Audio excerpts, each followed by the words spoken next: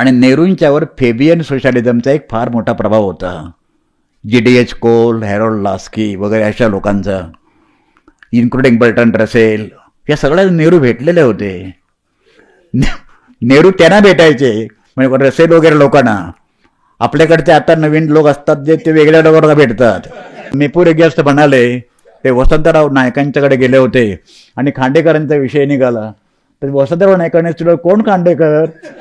म्हणजे महाराष्ट्राचे मुख्यमंत्र्याला खांडेकर म्हणजे अजूनही छोट्यापणाने देखील माहिती आहे खांडेकर. परंतु नाईक म्हणाले खांडेकर कोण असं चिरोड घेऊन असं म्हणाले. हो, ते म्हणे खांडेकर म्हणजे मोठे लेखक आहेत. हा, मोठे लेखक.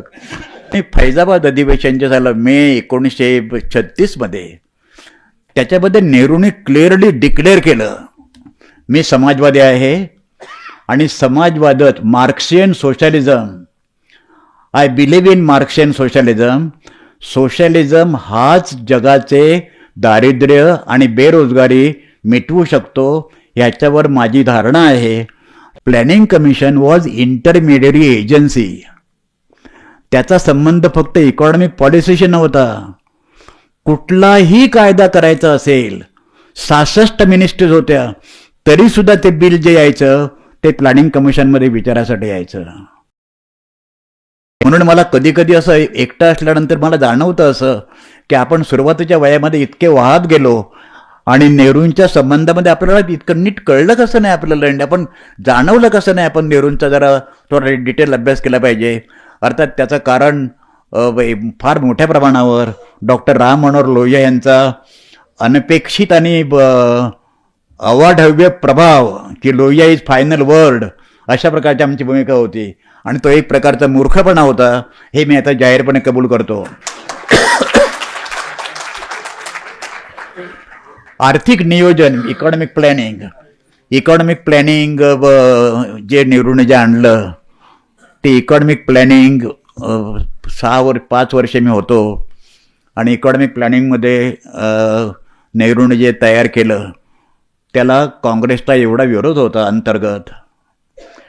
पहिल्यांदा नेहरूंच्यावर रशियन रेव्होल्युशनचा प्रचंड प्रभाव होता आणि त्या काळी जर असं वाचला लक्षात आपण येईल, 1917 साली क्रांती झाली आणि नेहरूंना असं वाटलं की भांडवलशाही अर्थव्यवस्था, साम्राज्यवादी अर्थव्यवस्था ही शोषक अर्थव्यवस्था आहे आणि म्हणून भांडवलशाहीला विरोध करणाऱ्या देशांनी किंवा व्यक्तींनी साम्राज्यवादाला सुद्धा विरोध केला पाहिजे.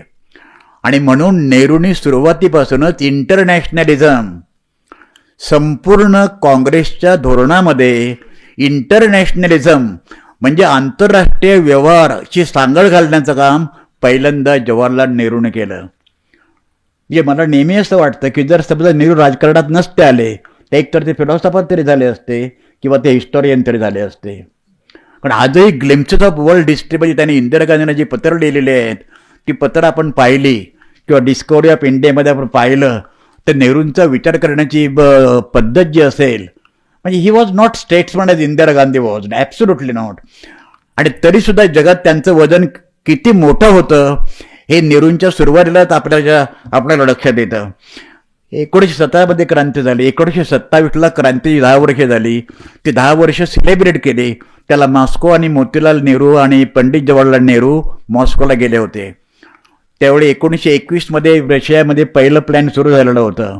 त्यांचं प्लॅनिंग 5 वर्षाचं, पण 15 वर्षाचं प्लॅनिंग पण त्यांचं असतं, त्याला गॉस प्लॅन असं म्हणतात.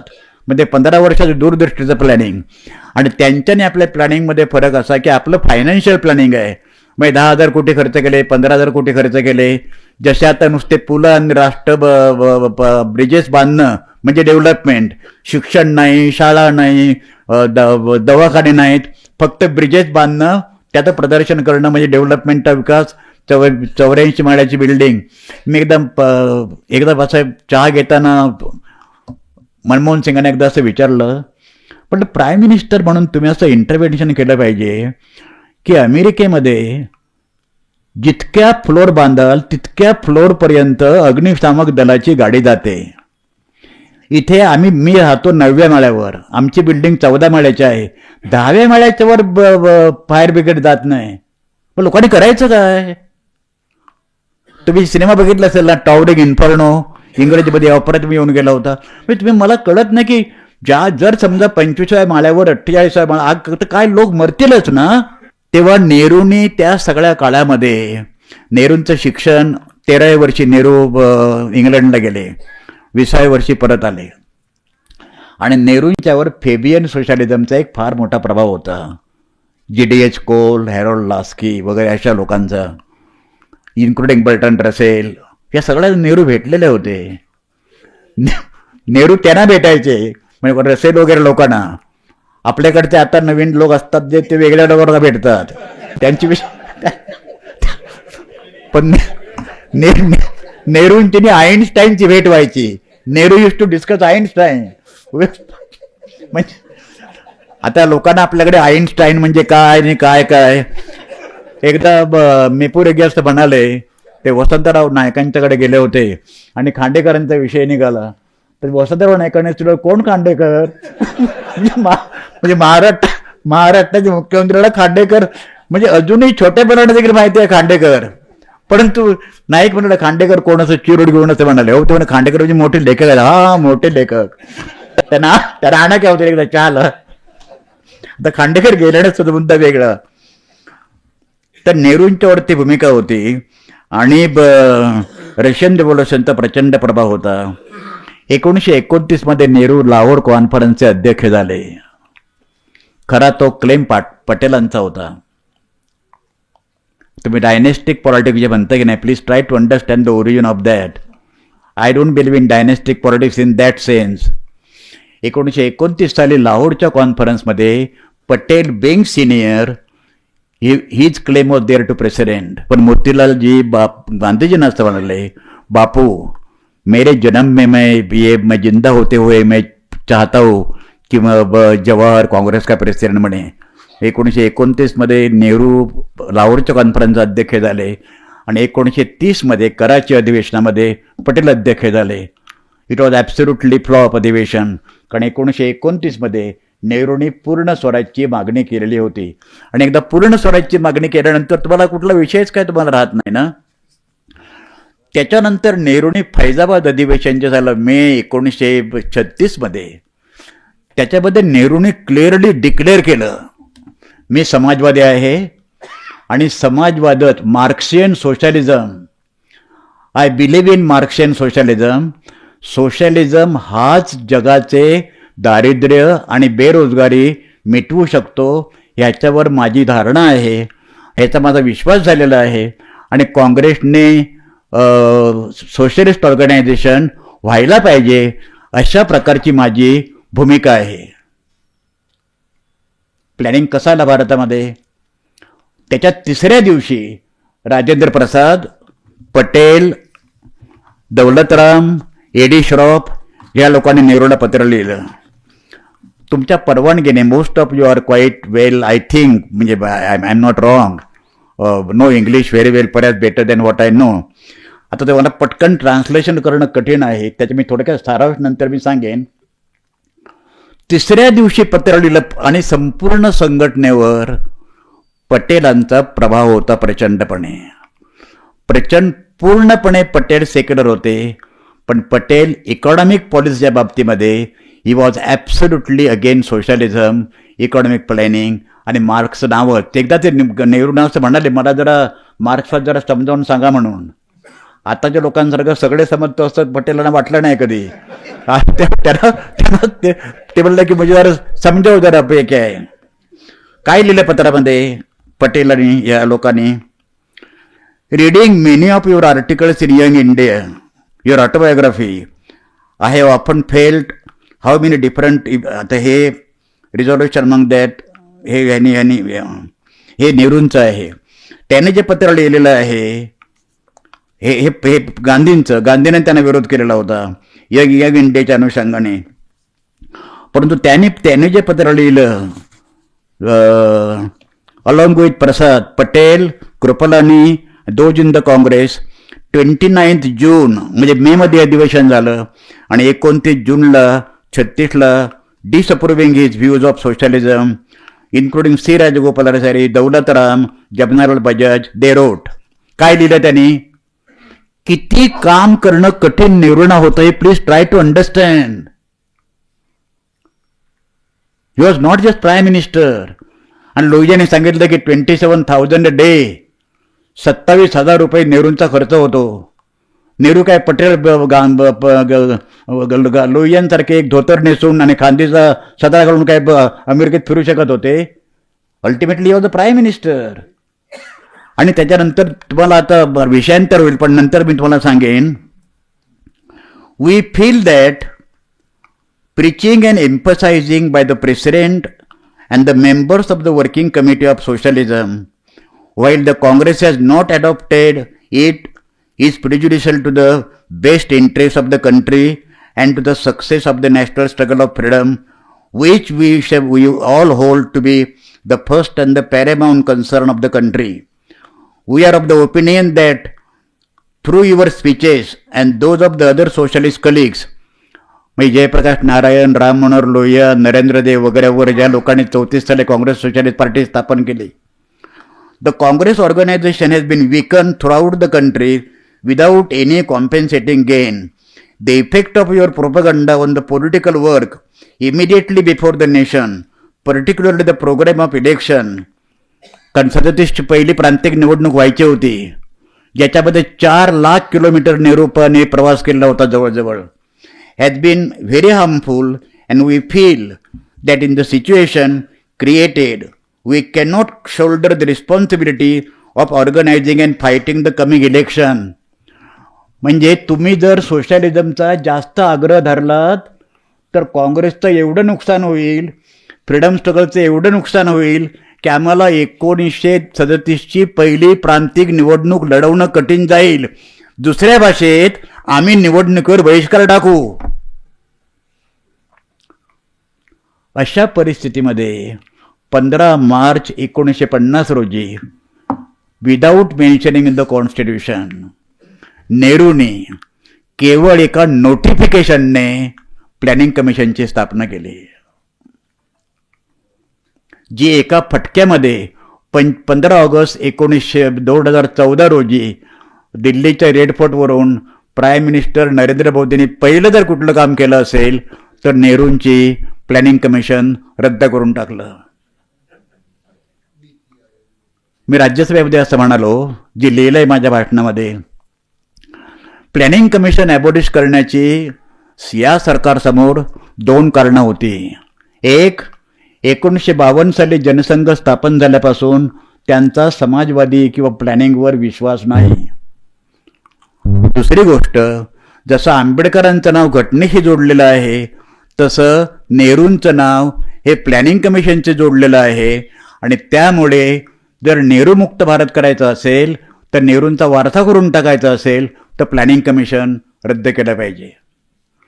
आमच्या एकदा टी व्हीवर मुलाखत झाली आणि माझा एक मित्र BJPचा, अर्थात तो, I respect him very much, we each other, he is very sensible. म्हणजे त्याच्याशी चर्चा करताना, डिबेट करताना बरं वाटतं, कारण त्याला समजतं काय म्हणजे विरोध करायचा, काय करायचं वगैरे ते. तर मुणगेकरांना प्लॅनिंग कमिशनमध्ये होते म्हणून त्यांचा विश्वास प्लॅनिंग कमिशनवर आहे. मी म्हटलं यू आर रॉंग. मला वाटलं तुम्ही इतके तुम्ही एलिमेंटरी कसं काय बोलता. समजा मी नसतो प्लॅनिंग कमिशनमध्ये.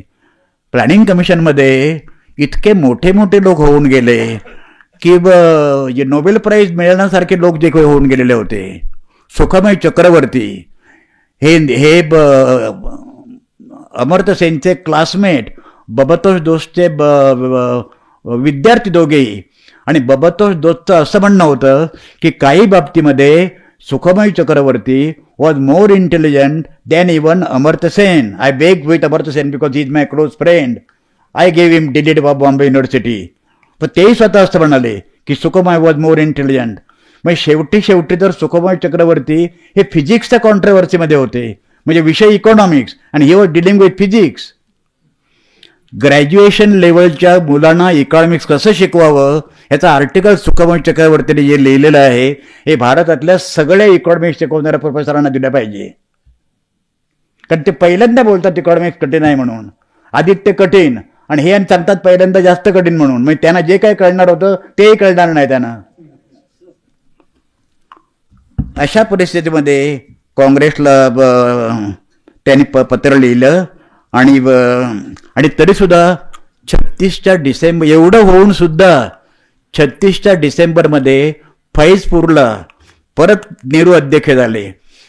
मग एकाच वर्षात दोनदा 36मध्ये मेमध्ये आणि परत डिसेंबरमध्ये, आणि तरी फैजपूरला त्याने डिक्लेअर केलं की माझ्या समाजावर विश्वास आहे म्हणून. आता ही नियोजनाच्या संबंधामध्ये म्हणजे please again I beg your pardon, तुम्ही असं समजणार नाही की मला म्हणजे मी 2 जुलैला माझी टर्म संपली 2 जुलै 2009ला, आणि मी आणि माझी बायको खान मार्केटला गेलो, जे खूप मशहूर मार्केट आहे, ज्यांना आता प्रेझेंट इकडचे लोक खान मार्केट गँग म्हणतात, तुकडे तुकडे गँग म्हणतात. तर त्या तुकडे तुकडे गँगच्या मार्केटमध्ये मी गेलो होतो आणि पाऊस कोसळला एकदम भयंकर.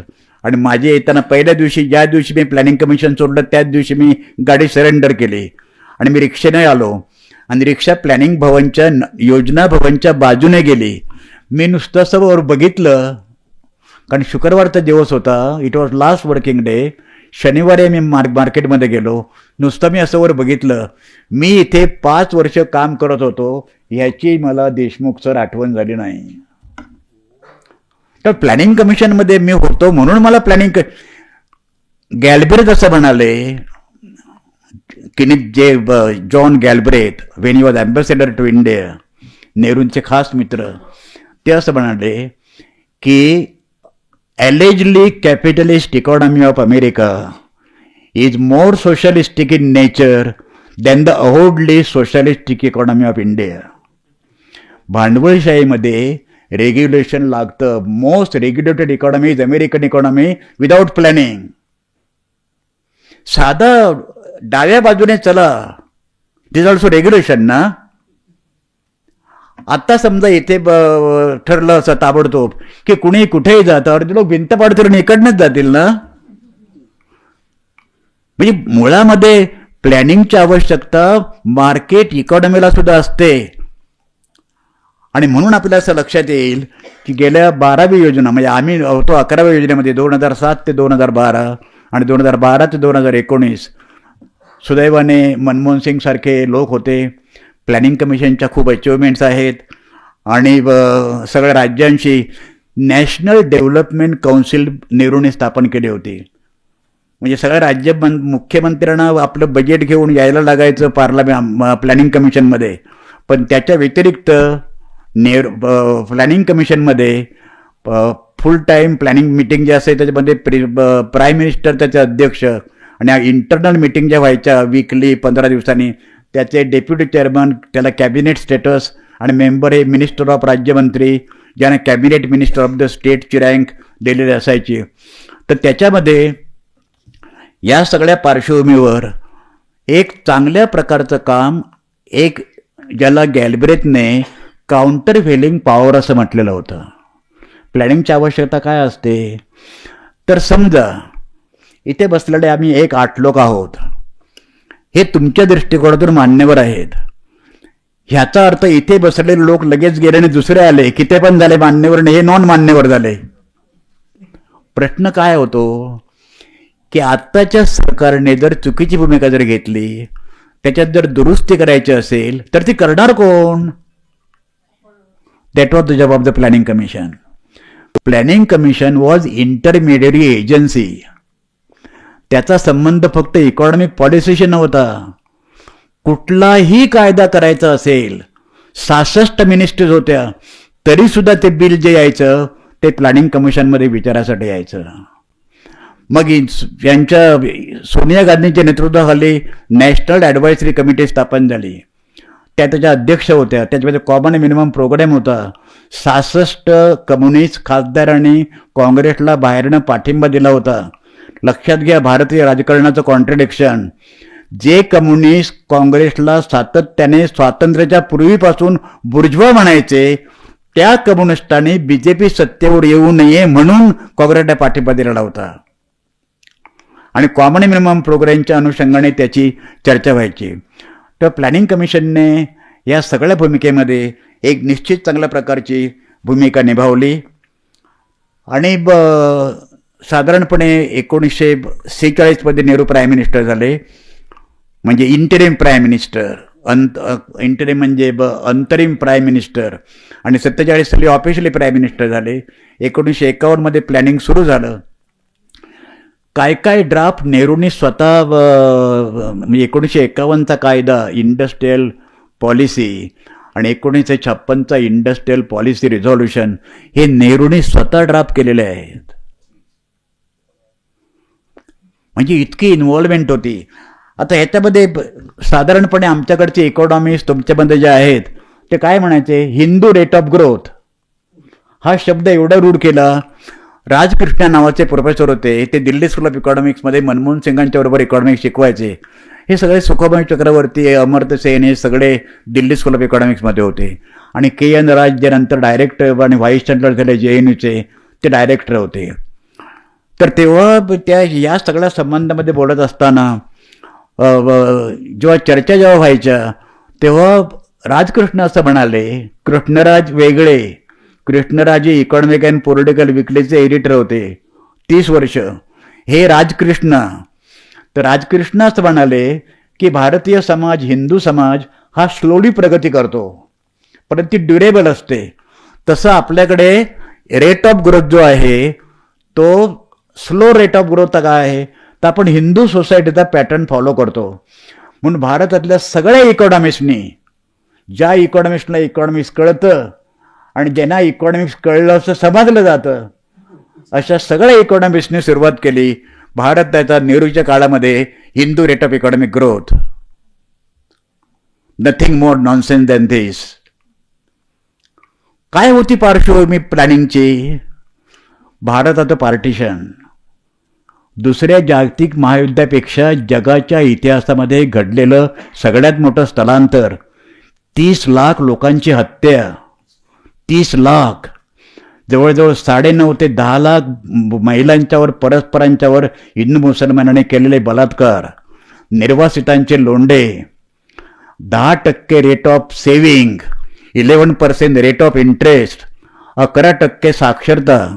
कोणत्याही देशातून कोणत्याही प्रकारची, जसं दुसरं जागतिक युद्ध झाल्यानंतर अमेरिकेने मदत घेतली तशा प्रकारे कुठल्याही प्रकारची आर्थिक मदत नाही, इंडस्ट्रियल क्लास नाही, टेक्नॉलॉजी नाही कुठल्याही प्रकारची, सुई सकट सगळ्या गोष्टीचा आपण इम्पोर्ट करत होतो. हिंदू मुसलमानांचे प्रचंड दंगे, गांधींची सुद्धा नौखालीमध्ये खून होण्याची शक्यता, नेहरूंना प्रत्यक्ष जावं लागलं. लोक टीका करतात की गांधी नौखालीमध्ये होते आणि मग नेहरूंनी स्वातंत्र्याचा ध्वज कसा काय काय करतील नेहरू? तुम्हाला असं वाटलं की नेहरूंनी 15 ऑगस्टला भारतात दिल्लीमध्ये राहू नये? लोकांना इतके बालबोध प्रश्न पडतात. He was to take power immediately 15 August at midnight. लोहियाने आपल्याला लिहिलं guilty man of Indian partition, जे आम्ही पाठांतर केलं होतं. जसं काय नेहरू आणि पटेल आणि दोघांनीच पार्टिशन केलं. बाकीचे 1905 साली कर्जनीने जेव्हा बंगालची फाळणी केली, that was the seed of the partition of the country.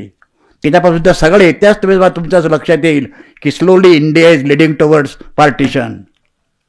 Partition havoc, हजारो पुस्तकं लिहिलेत पार्टिशन ऑफ इंडियावर आणि अजूनही लोकांच्या चर्चेचा विषय आहे. इतके सगळे भीषण प्रसंग असताना ऑक्टोबर 63मध्ये नेहरूने जे भाषण केलं पार्लमेंटमध्ये, तेव्हा नेहरू असं म्हणाले की 3.5% rate of growth during last 14 years according to me is satisfactory. 1991 नंतर मनमोहन सिंगांनी या लोकांनी जे रिफॉर्म्स आणले त्यांचा रेट ऑफ ग्रोथ काय होता? I asked Manmohan Singh planning committee मीटिंगमध्ये, it is not more than 7%. म्हणजे एवढं मोठं सबंध इकॉनॉमिक रिफॉर्म्स करून, मधुलुमी यांच्या भाषेमध्ये भूमंडलीकरण करून, लिबरलायझेशन, प्रायव्हेटायझेशन, खाजगीकरण करून ultimately what you achieved? 7% rate of growth. That is twice of what Nehru achieved in this background. त्यामुळे नेहरू युग म्हणजे अंधार युग असं जे लोक म्हणतात ते मूर्खाच्या नंदनवनामध्ये आहेत असं माझं म्हणणं आहे.